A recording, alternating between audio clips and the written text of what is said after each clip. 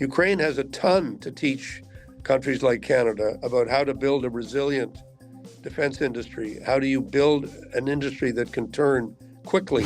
Can I ask how such a discussion takes place? I'm asking you this as an esteemed Canadian politician who knows the ins and outs of politics.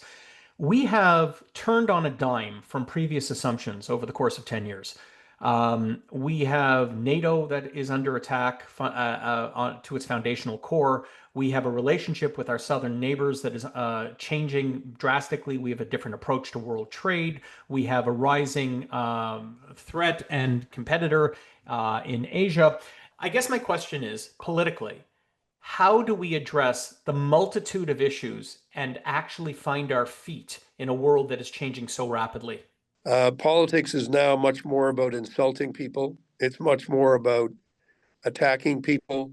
It's much more about slogans and bumper stickers and trying to move emotions quickly. It's not about a serious discussion about how do you build up an effective defense capacity for Canada.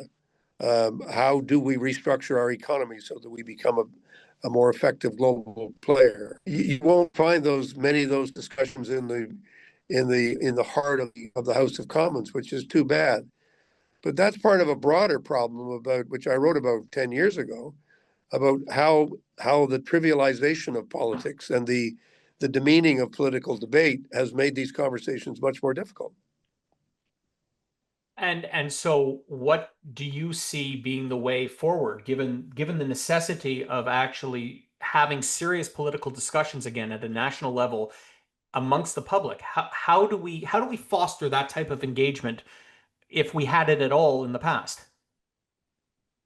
Well, we did have it at some time. We didn't have as much as we needed then.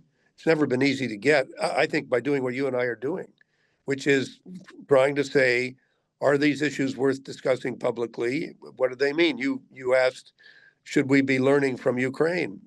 Yes, absolutely. Ukraine has a ton to teach countries like Canada about how to build a resilient defense industry. How do you build an industry that can turn quickly um, and not get into these endless multi-year procurement reviews? I mean, we have developed an incredibly slow, inefficient system, heavily bureaucratic. We're not doing enough to recruit uh, people into the military because we haven't we say it's difficult. Well, then you say it's difficult, then figure out how to do it. Pay people more, part of it. Give people more responsibility when they're younger, part of it. Create a sense that they're working for a dynamic organization that's interested in change and leadership. That's part of it.